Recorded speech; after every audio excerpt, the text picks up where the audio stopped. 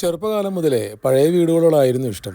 മുതിർന്നപ്പോൾ ഒരു വീട് വെക്കുന്നതിനെക്കുറിച്ച് ആലോചിച്ചപ്പോൾ ആദ്യം വന്നത് പഴയ മോഡലുള്ള ഒരു പ്ലാനാണ്.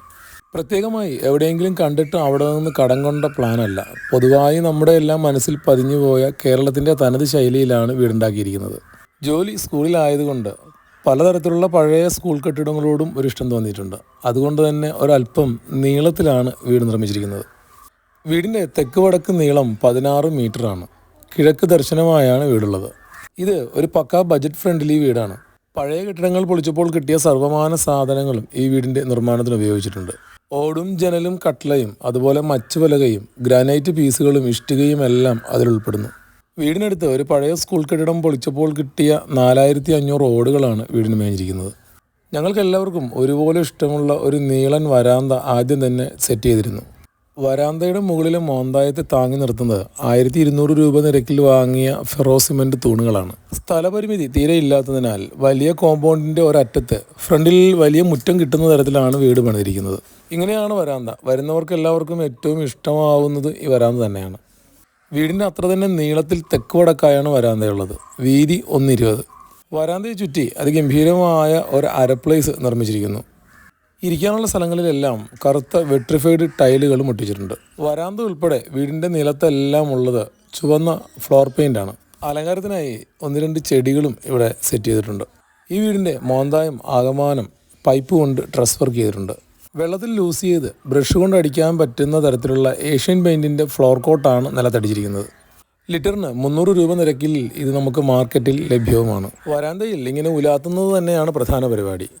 മഴയുള്ള ദിവസങ്ങളിൽ പ്രഭാത സവാരിയും ഇവിടെ തന്നെ ചെയ്യാനാവും. മുന്നിലെ തൂണുകൾക്കെല്ലാം മാറ്റ് ഫിനിഷിലുള്ള ഒരു ഡാർക്ക് ബ്രൗൺ കളർ നൽകിയിട്ടുണ്ട്. ബലത്തിനായി വരാന്തയുടെ മുകളിൽ വലിയൊരു ബീമും നൽകിയിരിക്കുന്നു. വീടിൻ്റെ ഒരു വശം മാത്രം കോമ്പൗണ്ട് വാളുകൊണ്ട് ബന്ധോസ് ചെയ്തിട്ടുണ്ട്. ഇഷ്ടികയും സിമൻറ്റും കൊണ്ട് മേശരി തന്നെ ചെയ്തു തന്ന തുളസിത്തറയാണ് മുന്നിലുള്ളത്. വീടിന് മുന്നിൽ ഒരു ചെറിയ കുടംപുളിയും കാണാം. ചെറിയ കുട്ടികൾ പുറത്തേക്ക് നിരങ്ങി പോകാതിരിക്കാനായി ചെറിയൊരു ഇരുമ്പ് ഗേറ്റും ഇവിടെ സ്ഥാപിച്ചിട്ടുണ്ട്. ഹൃദ്യവും നവ്യവുമായ കളർ കോമ്പിനേഷനാണ് വീടിൻ്റെ യഥാർത്ഥ ഭംഗി എന്ന് തോന്നും. ജനവാതിലുകളെല്ലാം മാറ്റ് പോളിഷ് ചെയ്തിട്ടിരിക്കുകയാണ്. 1500 രൂപ നിരക്കിലാണ് ഇരട്ടപ്പാളി ജനൽ ലഭ്യമായത്. ദീർഘമായ മുറ്റത്തിൻ്റെ വിശാലത ഇവിടെ നിന്നാൽ ലഭ്യമാകും. മുന്നിൽ കാണുന്നത് ഇതേ മാതൃകയിൽ തന്നെയുള്ള തറവാട് വീടാണ്. ഒരേ മാതൃകയിലുള്ള 7 ജനലുകളാണ് മുന്നിൽ പിടിപ്പിച്ചിരിക്കുന്നത്. ഇവിടുത്തെ മച്ചുപലകയും ഭൂരിഭാഗവും പഴയത് തന്നെയാണ്. തികയാതെ വന്നത് മാത്രം ഒങ്ങ് എന്ന് പേരായ തടിയിൽ നിർമ്മിച്ചെടുത്തു. അകത്തേക്ക് കയറിയാൽ കാണുന്നത് അതിബൃഹത്തായ ഒരു ഡൈനിങ് കം ലിവിംഗ് റൂമാണ്. വീടിനകത്തെ ഏറ്റവും ആകർഷണീയമായ ഭാഗവും ഇത് തന്നെയാണ്. വളരെ കുറഞ്ഞ ചിലവിൽ കസ്റ്റമൈസ് ചെയ്തെടുത്ത ഫർണിച്ചറുകളാണ് ഈ ഭാഗത്തെല്ലാം പ്രസൻറ്റ് ചെയ്തിരിക്കുന്നത്. 4000 രൂപയ്ക്ക് വാങ്ങിയ ഒരു ഡൈനിങ് ടേബിൾ ഇടതുവശത്ത് പ്രസൻറ്റ് ചെയ്തിരിക്കുന്നു. വീട്ടിലേക്ക് വരുന്ന ആളുകൾക്ക് ഇരിക്കുന്നതിനായി ചാരില്ലാത്ത 2 ബെഞ്ചുകളാണ് അറേഞ്ച് ചെയ്തിട്ടുള്ളത്. ഹാളിൻ്റെ വലതുവശം അടുക്കളയും ഇടതുവശം ബെഡ്റൂം സ്പേസുകളുമാണ്. ഇവിടെ ഒരു ഗംഭീരമായ ഇടനാഴിയും കൊടുത്തിട്ടുണ്ട്. പഴയ കെട്ടിടങ്ങൾ പൊളിച്ചെടുത്ത പഴയ തടി ഉരുപ്പടികൾ കൊണ്ടാണ് എല്ലാ ഫർണിച്ചറുകളും അറേഞ്ച് ചെയ്തിരിക്കുന്നത്. ഗൃഹനാഥൻ തന്നെയാണ് ഇതിൻ്റെ എല്ലാം ഡിസൈൻ നിർവഹിച്ചിട്ടുള്ളത്. സുന്ദരമായ ഈ വീടിന് ചിലവായ തുക 14 ലക്ഷം രൂപയാണ്. ആളുകൾക്കിരുന്ന് ഭക്ഷണം കഴിക്കുന്നതിനായും ബെഞ്ചുകളാണ് 2 സൈഡിലും അറേഞ്ച് ചെയ്തിട്ടുള്ളത്. അതിനപ്പുറം ഇവിടെ പണ്ടുണ്ടായിരുന്ന ഒരു കബോർഡും സെറ്റ് ചെയ്തിട്ടുണ്ട്. അളവെല്ലാം പറഞ്ഞു കൊടുത്ത് അതുപോലെ ഷെയ്പ്പെല്ലാം വരച്ച് നൽകിയാണ് ഈ തടിയുരുപ്പടികളെല്ലാം നിർമ്മിച്ചെടുത്തിരിക്കുന്നത്. ഈ വീടിനുള്ളിലെ സർവ്വമാന ഫർണിച്ചറുകൾക്കും കൂടി ചിലവായ തുക 16,500 രൂപ മാത്രമാണ്. വീട് നിർമ്മിക്കുമ്പോൾ ചിലവ് കുറക്കാൻ നമുക്ക് ധാരാളം മാർഗങ്ങളുണ്ട്. അതിലൊന്നാണ് പഴയ തടിയുരുപ്പടികൾ ഉപയോഗിക്കുക എന്നുള്ളത്. ദൃശ്യങ്ങളിൽ കാണുന്ന ഈ ജനലുകൾ പുതുതായി നിർമ്മിക്കണമെങ്കിൽ 8,000-9,000 രൂപ ചിലവ് വരും. എന്നാൽ പഴയതിനാവട്ടെ മാക്സിമം 2,000 രൂപ മാത്രമാണ് ചിലവ്. ഹാളിൻ്റെ വലത്തെ അറ്റത്ത് ഒരു വാഷ് കൗണ്ടറും അതിനടുത്തായി ഒരു കോമൺ ടോയ്ലറ്റും നൽകിയിട്ടുണ്ട്. ഇവിടെ ഒരു റേഡിയോ സ്റ്റാൻഡും പഴയ ഒരു ക്ലോക്കും എല്ലാം കാണാം. ചിലവ് ഒരല്പം കുറയ്ക്കുന്നതിനായാണ് ടൈലിന് പകരം റെഡ് ഓക്സൈഡ് അപ്ലൈ ചെയ്തത്. എന്നാൽ ഇത് ചിലവ് കുറയ്ക്കുക മാത്രമല്ല, വീടിൻ്റെ മൊത്തത്തിലുള്ള ഭംഗി ഒരുപാട് ഉയർത്തുകയും ചെയ്തു. വീടിൻ്റെ സർവ്വമാന ഭാഗങ്ങളും ഇതുപോലെ മച്ച് പാകിയിരിക്കുകയാണ്. മച്ച് പാകുന്നതിനായി ആശാരിക്ക് നൽകിയത് 20,000 രൂപ. വീടിൻ്റെ പണി കോൺട്രാക്ടർ നൽകാതെ അന്നുള്ള തച്ചിന് നാട്ടിലെ തൊഴിലാളികളെ കൊണ്ട് തന്നെയാണ് ചെയ്യിപ്പിച്ചത്. ഇനി അടുക്കളയുടെ കാഴ്ചകൾ. സാമാന്യം വിശാലമായ അടുക്കളയാണ്. ഒട്ടുമിക്ക സൗകര്യങ്ങളെല്ലാം ഇവിടെ അറേഞ്ച് ചെയ്തിരിക്കുന്നു. വീടിൻ്റെ മൊത്തത്തിലുള്ള ട്രഡീഷണൽ ശൈലിക്ക് യാതൊരുവിധ കേടും വരാതെയാണ് അടുക്കളയുടെ ഡിസൈനിങ്ങും.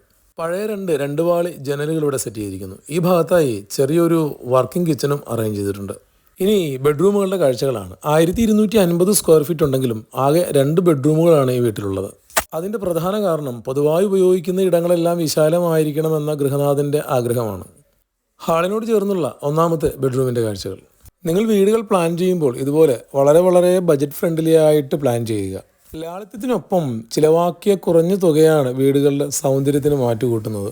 40-50 ലക്ഷം രൂപ മുടക്കി ഇതേ ശൈലിയിൽ ഇതേ രീതിയിൽ ഒരു വീട് നിർമ്മിക്കാനാവും. എന്നാൽ അതെല്ലാം ഒഴിവാക്കി വളരെ ലളിതമായ രീതിയിലാണ് ഈ വീടിൻ്റെ നിർമ്മാണം. ഇനി ഇവിടെ നിന്ന് നടന്ന് ഈ ഇടനാഴിയിലേക്ക്. കുട്ടികളുടെ കാലത്ത് എപ്പോഴെങ്കിലും അപ്സ്റ്റെയർ പണിയുമ്പോൾ സ്റ്റെയർ കേസ് വരാനുള്ള സ്ഥലമാണിത്. ഇപ്പോൾ ഇവിടെ ഒരു തയ്യൽ മെഷീനും പഴയ ഒരു കട്ടിലും മാത്രം പ്രസൻറ്റ് ചെയ്തിരിക്കുന്നു. അതിനടുത്തും 2 ജാലകങ്ങളുണ്ട്. ഗംഭീരമായ ഈ കൊറിഡോറിൻ്റെ അങ്ങേ അറ്റത്താണ് രണ്ടാമത്തെ ബെഡ്റൂം. ഇതും പഴയ വാതിൽ തന്നെയാണ്. പഴയ കാലത്ത് തടിയുരുപ്പടികൾ സുദൃഢമാണ്. ആഞ്ഞിലിയിൽ നിർമ്മിച്ച 100 വർഷം പഴക്കമുള്ള ഒരു ജാലകം ഇനിയും ഒരു 100 വർഷം കൂടി ഈ ഭൂമിയിൽ കേടുപാടുകളൊന്നുമില്ലാതെ നിലനിൽക്കും. പക്ഷെ പുതിയ വീടുകൾ നിർമ്മിക്കുമ്പോൾ എന്തുകൊണ്ടാണ് ആളുകൾ പഴയ തടിയുരുപ്പടികൾ ഉപയോഗിക്കാത്തത് എന്ന് മാത്രം മനസ്സിലാവുന്നില്ല. പഴയ തടിയുരുപ്പടികൾ വാങ്ങുമ്പോൾ ഏറ്റവും അധികം ശ്രദ്ധിക്കാനുള്ളത് അവയുടെ ഈടുറപ്പാണ്. നല്ല ഒരു മരയാശാരിക്ക് അത് കൃത്യമായി തിരിച്ചറിയാനും കഴിയും. ഈ വീടിൻ്റെ നിർമ്മാണത്തിന് പുതുതായൊരു മരവും മുറിച്ച് ഉപയോഗിച്ചിട്ടില്ല എന്നുള്ളതും ആശ്വാസകരമായ ഒരു വാർത്തയാണ്. ഈ മുറിക്ക് 4 ജാലകങ്ങളാണ് നൽകിയിരിക്കുന്നത്. നല്ല ക്രോസ് വെന്റിലേഷൻ ഉള്ളതിനാലും മുകളിൽ മച്ചുള്ളതിനാലും താഴെ സിമൻറ്റ് തറയായതിനാലും നല്ല തണുപ്പാണ് മുറികളിലെല്ലാം. തറയിലടിച്ചിരിക്കുന്ന റെഡ് ഓക്സൈഡിൻ്റെ ഏറ്റവും വലിയ പോരായ്മ 1 വർഷം കഴിയുമ്പോൾ അത് മങ്ങി തുടങ്ങും എന്നതാണ്. പ്രധാനമായും സംഭവിക്കുന്നത് സ്ഥിരമായി നടക്കുന്ന ഇടങ്ങളിൽ അത് പൊളിഞ്ഞു മാറുന്നു എന്നുള്ളതും. എങ്കിലും സാധാരണക്കാർക്കും ചിലവ് ചുരുക്കി വീട് നിർമ്മിക്കുന്ന ആളുകൾക്കും ഇത് നല്ല ഒരു മെറ്റീരിയലാണ്. അമിതമായി ഫർണിച്ചറുകളൊന്നും ഇവിടെ ഇട്ടിട്ടില്ല. കുട്ടികൾക്കിരുന്ന് പഠിക്കുന്നതിനായി ഒരു സ്റ്റഡി ടേബിൾ അറേഞ്ച് ചെയ്തിട്ടുണ്ട്. ഇതും പഴയ തടിയിൽ നിർമ്മിച്ചെടുത്തതാണ്. ഉപേക്ഷിക്കപ്പെട്ട 2 കസേരകൾ കയറിട്ട് ഉപയോഗയോഗ്യമാക്കിയിട്ടുമുണ്ട്. ഈ ബെഡ് സ്പേസിൽ നിൽക്കുമ്പോൾ ഹാളിൻ്റെ ഭാഗങ്ങളെല്ലാം ഇങ്ങനെയാണ് കാണാറാവുക. ഇവിടുത്തെ എല്ലാ ജനവാതിലുകൾക്കും വെന്റിലേഷൻ ഉണ്ട്. കൊതുക് കയറാതിരിക്കാനായി മൊസ്കിറ്റോ നെറ്റും അറേഞ്ച് ചെയ്തിരിക്കുന്നു. കുറഞ്ഞ ചിലവിൽ ക്ലാസിക് ടച്ചുള്ള വീടുകൾ നിർമ്മിച്ചെടുത്ത നിരവധി ആളുകളെ നമ്മൾ ചാനലിൽ കണ്ടതാണ്. അക്കൂട്ടത്തിലൊന്നാണ് ഇതും.